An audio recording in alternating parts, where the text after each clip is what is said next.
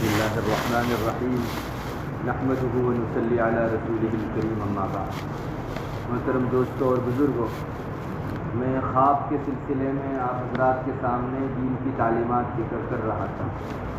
خواب کے بارے میں ایک بات یہ بھی جان لینی چاہیے کہ خواب یہ عام لوگوں کا یعنی انبیاء کے علاوہ اور لوگوں کا خواب حجت نہیں ہے، اس کے ذریعے سے کوئی شرعی حکم ثابت نہیں ہو سکتا۔ بہت سے لوگ اپنے خواب کو اتنی اہمیت دیتے ہیں گویا وہ اللہ تعالیٰ کی طرف سے آئی ہوئی وحی ہے۔ نہایت غلط چیز ہے۔ خواب پہلی بات تو یہ ہے کہ سب سچے نہیں ہوتے۔ نمبر 2 پر اگر خواب سچا بھی ہے تو اس کی تعویل ہوتی ہے، اور ممکن ہے کہ خواب دیکھنے والا یا وہ جس کو بتاوے وہ صحیح تعویل تک نہ پہنچ سکے۔ تو اتنے سارے خدشے اور اتنے سارے خطرے اور وہم ہونے کے بعد پھر اس خواب کو حجت کیسے مانا جا سکتا ہے؟ بہت سے لوگوں کے سامنے جب یہ باتیں ذکر کی جاتی ہے تو وہ کہتے ہیں نہیں مجھے خواب میں دکھا دیا گیا ہے اس لیے میں تو یہی کروں۔ ایک بات یاد رکھنی چاہیے کہ استخارے میں بھی اگر کوئی چیز دکھا دی گئی ہو لیکن وہ قرآن و حدیث کی ظاہری تعلیمات کے خلاف ہو تو استخارے پر بھی عمل کرنا جائز نہیں۔ کسی انسان کو ولی نے آ کر کچھ دکھایا اور خلاف شریعت حکم کر رہا ہے تو بھی چونکہ قرآن و حدیث جو ہمارے ظاہری دلائل ہیں وہ ان کے خلاف پڑھ رہے ہیں، اس بنیاد کے اوپر ان پر عمل کرنا جائز نہیں ہے۔ بہت سے لوگ اپنے سنسار کے متعلق یہ کہتے ہیں کہ مجھ کو خواب میں دکھا دیا گیا کہ میں اپنی بیوی کو طلاق دے رہا ہوں اس لیے میں تو طلاق ہی دوں گا، جبکہ کوئی وجہ نہیں ہے۔ شریعت میں ظاہری روح سے اس وقت طلاق دینا ایک مقبوض ترین امر ہے، اللہ تعالیٰ کو بہت ناپسندیدہ اور شرعی کوئی وجہ نہیں، پھر بھی آدمی اپنے خواب کو بنیاد بنا کر اگر طلاق دے دیتا ہے تو یہ آدمی اللہ کا گنہگار ہے، چاہے کسی ولی نے آ کر کیوں نہ دکھایا ہو اس کو کہ تم طلاق دے دو۔ اگر کسی کو استخارے میں یہ آئے کہ تم نماز نہ پڑھو تو کیا وہ نماز چھوڑ سکتا ہے اس بنیاد پر؟ یا کسی ولی یا فرشتے نے آ کر اس کو بتایا کہ فلاں کا مال چھین لو اور فلاں کی چیز تم استعمال کرنے لگو اس کی اجازت کے بغیر، تو ظاہری دلائل چونکہ اس کو چوری اور غصب سمجھتے ہیں، اس وجہ سے اس آدمی کے لیے جائز نہیں ہے کہ وہ خواب میں دیکھی ہوئی ان چیزوں کو حجت کا مقام دے اور ان چیزوں کو کرنے لگے۔ کوئی قاضی اگر خواب میں دیکھے کہ وہ کسی آدمی کے خلاف فیصلہ کر رہا ہے 2 گواہوں کی بنیاد پر کہ اس نے چوری کی ہے تو بیداری میں آ کر وہ اس کا ہاتھ نہیں کاٹ سکتا۔ خواب میں آپ نے گواہی بھی چلائی سب کچھ کیا لیکن ظاہر میں جب تک اس کے خلاف گواہی قائم نہیں ہوتی اور شریعت میں جو معتبر گواہی ہے اس طرح اس درجے کی قائم نہیں ہوتی اس وقت تک قاضی محض اپنے خواب کی بنیاد پر یہ کہتے ہوئے کہ میں تو بزرگ ہوں، میں شیخ ہوں، مجھ کو الہام ہوتا ہے، مجھے سچے خواب آتے ہیں، کسی کا ہاتھ نہیں کاٹ سکتا۔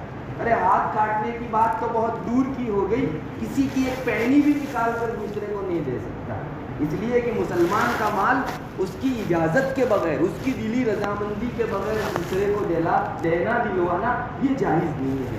بہرحال خواب کوئی حجت شرعی نہیں، خاص کر کے جب وہ ٹکرا رہا ہو شریعت کی تعلیمات سے تب تو بالکل اس پر عمل کرنے کی اجازت نہیں، چاہے کسی کا بھی خواب ہو۔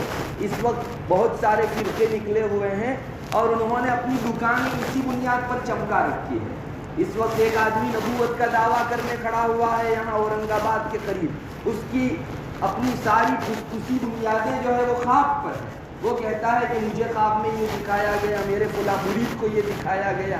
ان بنیادوں کے اوپر وہ اگر کہنا چاہے تو اس کی بات نہیں مانی جائے گی۔ اس سے تو فرقے تیار ہوتے ہیں جو ضلالت اور گمراہی کا نشان ہوا کرتے ہیں۔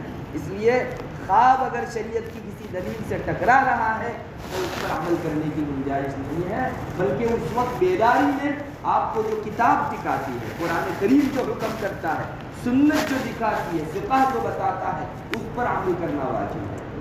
تو بہت غلط ہے یہ کہ چند لوگ جو ہے وہ خواب کو حجت کی حیثیت سے پیش کرتے ہیں۔ بعض مرتبہ ہمارے یہاں اس طرح کے مقدمات میں ہم کہتے ہیں کہ طلاق کا یہ موقع نہیں ہے، شریعت کی روح سے بے وجہ طلاق نہیں دی جانی چاہیے، تو آدمی اس بنیاد پر اصرار اور ضد کرنے لگتا ہے کہ نہیں مجھے خواب میں بلا ولی نے آ کر بتایا نا کہ تو طلاق دے دے، اس لیے اس میں خیر طلاق باطن ہے. ظاہری دلائل آپ کو اگر منع کر رہے ہیں تو پھر آپ کو خواب پر عمل کرنے کی اجازت نہیں ہے.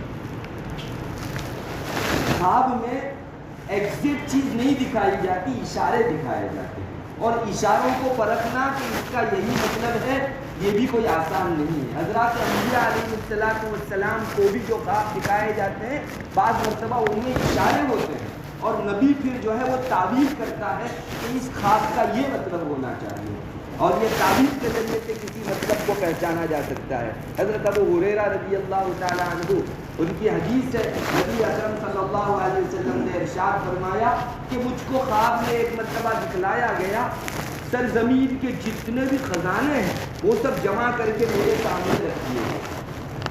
پوری زمین میں جتنے بھی خزانے ہیں وہ سب میرے سامنے رکھ دیے گئے ہیں، اور 2 کنگن یا 2 زیور ان میں سے وہ میرے ہاتھ میں رکھے گئے، اور مجھ کو تھوڑی دیر کے بعد بہت بھاری لگنے لگا یہ ہاتھ. آپ صلی اللہ علیہ وسلم فرماتے ہیں کہ مجھ کو یہ ہاتھ بہت بھاری لگنے لگا، اور میں زیادہ سنبھل نہ پاؤں اس درجہ مجھ کو گرا معلوم ہوا. خواب ہی میں مجھ کو بتایا گیا کہ تم اس کو پھونک مار دو. تو آپ صلی اللہ علیہ وسلم نے مجھ کو پھونک ماری، یہ دونوں کے دونوں سونے کے کنگن جو ہے وہ اڑ گئے. آپ صلی اللہ علیہ وسلم فرماتے ہیں میں نے اس کی تعبیر نکالی کہ بعد میں 2 جھوٹے آدمی نبوت کا دعویٰ کرنے والے ہیں. یہ 2 کنگن وہ جھوٹے نبوت کے دعوے دار تھے. ایک تو یمامہ میں رہنے والا مسیلمہ کذاب، اور دوسرا صنعاء میں رہنے والا اسود عنسی. آپ نے نام لے کر بتایا، حالانکہ ابھی اس نے دعوے نہیں کیے تھے نبوت کے، آپ کے بعد دعوے کرنے والے تھے، مگر آپ صلی اللہ علیہ وسلم نے فرمایا کہ میں نے اس کی تعبیر یہ نکالی. اب دیکھیے کہاں کنگن ہے اور کہاں جھوٹے نبی. لیکن ایک نبی اپنی ذات سے یہ بات طے کر سکتا ہے کہ دونوں سونے کے جھوٹے کنگن میں اشارہ تھا کہ تمہارے بعد یمامہ کا ایک آدمی دعویٰ کرنے والا ہے، وہ کہے گا کہ میں نبی ہوں، اور صنعاء کے اندر ایک شخص جو اسود عنسی نام کا ہوگا وہ بھی نبوت کا دعویٰ کرنے والا ہوگا. تو بہرحال یہ اشارات ہوتے ہیں، اور ہر آدمی کے لیے اشارے کو پہچاننا وہ بھی مشکل ہے، اور کوئی ضروری نہیں کہ وہ اشارہ جو آپ نے تعبیر کی راہ سے نکالا وہ اسی طرح تعبیر والا ہو جس طرح آپ نے تعبیر دی. کوئی کتنے ہی بڑے علم والا ہو لیکن قطعیت کے ساتھ نہیں کہہ سکتا کہ اس اشارے کی یہی تعبیر ہے. ہاں ایک اندازہ ہوتا ہے، غالب گمان ہوتا ہے کہ عام طور پر اس کا یہی مطلب ہوگا، اور اس سے قریب قریب پھر وہ چیز واقع ہوتی ہے. ورنہ جب بڑے لوگ اس طرح کی قطعیت نہیں رکھتے تو ہم عامیوں کو خصوصاً اپنے خواب کے حوالے سے اتنی قطعیت نہیں رکھنی چاہیے، خصوصاً جبکہ شریعت کا کوئی حکم اس سے ٹکراتا بھی ہو. خود رسول اللہ صلی اللہ علیہ وسلم اپنے خوابوں کے اوپر اتنی قطعیت نہیں رکھتے تھے. چنانچہ حضرت عائشہ رضی اللہ تعالیٰ عنہ کی ایک روایت ہے، فرماتی ہیں ایک مرتبہ رسول اللہ صلی اللہ علیہ وسلم سے پوچھا گیا کہ ورقہ ابن نوفل ان کے متعلق آپ کیا فرماتے ہیں، وہ جنتی ہے یا جہنم؟ آپ کو معلوم ہونا چاہیے کہ ورقہ جو تھے رسول اللہ صلی اللہ علیہ وسلم کی زوجہ مطہرہ حضرت خدیجہ کبریٰ رضی اللہ تعالیٰ عنہ کے چچازاد بھائی تھے. یہ جاہلیت کے دور میں تھے، انہوں نے رسول اللہ صلی اللہ علیہ وسلم کا نبوت کا پورا زمانہ نہیں پایا، شاید ابتدائی زمانہ ممکن ہے پایا ہو، آپ صلی اللہ علیہ وسلم کی نبوت کا زمانہ وہ نہیں پا سکے. لیکن پہلے سے ہی وہ نصرانی مذہب اختیار کیے ہوئے تھے اور امید پر تھے اور انتظار میں تھے کہ ایک نبی مبعوث ہونے والا ہے، اگر وہ میری حیات میں مبعوث ہو گیا میں ان پر ایمان لے آؤں گا. ان کا پہلے سے ہی یہ ارادہ تھا، اور وہ کبھی بت پرستی اور شرک نام کی چیز کچھ نہیں کرتے تھے ورقہ ابن نوفل. بلکہ کتابوں میں لکھا ہے ان کے متعلق کہ عرب لوگ جو اپنی چھوٹی چھوٹی پیدا ہونے والی بچیوں کو زندہ دفن کر دیا کرتے تھے، ورقہ کعبہ کے پاس کھڑے ہو کر اعلان کرتے تھے کہ کوئی آدمی اپنی بچی کو نہ پال سکے تو مجھے دے دو، میں بڑی کروں گا اور اس کی شادی کرواؤں گا. اور بچیاں لیتے تھے لوگوں سے کہ ان کو زندہ دفن مت کرو، میں ان کو بڑا کر کے ان کی شادی کروں. بڑے نیک. تو بہرحال اس ورقہ کے متعلق حضرت عائشہ فرماتی ہیں کہ ایک مرتبہ رسول اللہ صلی اللہ علیہ وسلم سے کسی نے پوچھا کہ حضرت ورقہ ابن نوفل جنتی ہے یا جہنمی؟ تو اسی روایت میں آگے یہ بھی ہے کہ حضرت خدیجہ کبریٰ فرمایا کرتی تھی کہ یا رسول اللہ وہ تو آپ پر ایمان لاتے ہی تھے لیکن آپ کی نبوت کا اعلان ان کے دنیا سے جانے تک کبھی ہوا نہیں تھا. تو اس وقت آپ صلی اللہ علیہ وسلم نے کیا جواب دیا؟ آپ دیکھو ایک نبی ہے لیکن خواب کی بنیاد پر قطعی حکم نہیں لگا رہا ہے۔ آپ صلی اللہ علیہ وسلم نے فرمایا مجھے خواب میں ورقہ ابن نوفل دکھائے گئے، میں نے خواب میں دیکھا ورقہ ابن نوفل کو، ان کے بدن کے اوپر انہوں نے سفید کپڑے پہن رکھے تھے، جس سے میں دلیل سمجھتا ہوں کہ یہ جنتی نہ ہوتے تو سفید کپڑے ان کے اوپر نہ ہوتے، کیونکہ سفید کپڑا جنتی ہونے کا نشان ہے۔ آپ صلی اللہ علیہ وسلم نے یہ فرمایا کہ اگر ان کو جنتی نہ بنایا گیا ہوتا تو وہ دوسرے کسی کلر کے کپڑوں کے اندر ہوتے، سفید کپڑے کے اندر وہ نہ ہوتے۔ آپ صلی اللہ علیہ وسلم قطعیت کے ساتھ نہیں فرما رہے ہیں، لیکن خواب کی ایک تعبیر فرماتے ہیں۔ جب نبی اتنے بڑے مقام پر رہتے ہوئے قطعیت نہیں رکھتا تو ہما شما کے خوابوں کا کیا شمار ہے؟ بہرحال یہ جو خواب کے متعلق ہم حجت کے درجے میں اس کو پیش کرتے ہیں وہ نہایت ہی غلط ہے۔ ایک مومن عامی کا خواب ممکن ہے سچا ہو اور ممکن ہے جھوٹا ہو، اور سچا ہو تو اس کی جو تعبیر بتائی گئی ویسی ہی ہو یا اس کے علاوہ کوئی اور تعبیر ہو، سب چیزیں ممکن ہیں۔ بہرحال بعض مرتبہ نبی اپنے خواب کی کچھ تعبیر کرتا ہے اور نکلتا کچھ اور ہے، ایسا بھی ہوا ہے احادیث میں۔ چنانچہ حضرت ابو موسیٰ اشعری رضی اللہ تعالیٰ عنہ ان کی روایت کے اندر ایک چیز آتی ہے، آپ صلی اللہ علیہ وسلم نے فرمایا کہ مجھے خواب میں دکھایا گیا کہ تم کو ہجرت کرنی ہے، مکہ سے ہجرت کر کے جانا ہے ایک ایسے علاقے کے اندر جس جگہ کھجور کے درخت بہت سارے ہیں۔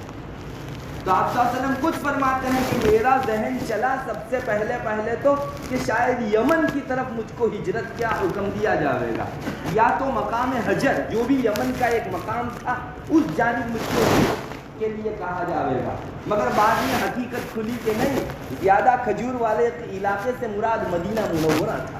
چنانچہ بعد میں وحی آئی اور آپ صلی اللہ علیہ وسلم مکہ مکرمہ سے ہجرت کر کے مدینہ منورہ تشریف لائے۔ دیکھیے آپ نے اس روایت میں آپ صلی اللہ علیہ وسلم نے ایک چیز سوچی تھی کہ زیادہ کھجور کے درخت جہاں ہیں اس جگہ ان سے ہجرت کر کے جانا ہے۔ علماء نے لکھا ہے کہ یمن کے ان دو علاقوں کے اندر بہت زیادہ کھجور تھے، کھجور کے درخت بہت سارے تھے، تو آپ کا اندازہ یہ ہوا کہ شاید یمن ہجرت کر کے جانے کا مجھ کو حکم ہوگا، مگر بعد میں چل کر اللہ تعالیٰ کی طرف سے جب وحی آئی تو پتہ چلا کہ نہیں، وہ زیادہ کھجور والے علاقے سے مراد مدینہ منورہ۔ پھر اسی روایت میں آپ صلی اللہ علیہ وسلم آگے فرماتے ہیں میں نے خواب میں دیکھا کہ میں نے تلوار کو ہلایا تو تلوار کا سینہ یعنی بیچ تلوار ٹوٹ گئی، تو بعد میں اس کی حقیقت یہ کھلی کہ احد کے اندر بہت سارے شہداء شہید ہونے والے تھے، اس تلوار کے کٹ جانے کے اندر مجھ کو اس کا اشارہ دیا گیا تھا۔ پھر واپس کیا دیکھتا ہوں کہ وہ تلوار بہت اچھی ہو گئی، پہلے جتنی تھی اس سے بھی زیادہ اچھی ہو گئی۔ آپ صلی اللہ علیہ وسلم نے فرمایا کہ میں نے یہ تعبیر نکالی کہ بعد میں صلح حدیبیہ ہونی ہے اور اس کے بعد فتح مکہ کے موقع پر سب مسلمانوں کو ایک اجتماع حاصل ہونا ہے، میں نے اس کی یہ تعبیر نکالی۔ بہرحال ضرورت اس کی ہے کہ ہم لوگ خواب کو اپنے مقام پر رکھیں، اس سے آگے بھی نہ بڑھائیں اور اس کو بالکل بے حقیقت بھی نہ سمجھیں۔ اللہ تبارک و تعالی ہم سب کو ہر چیز کو اعتدال پر رکھنے کی توفیق عطا فرمائے۔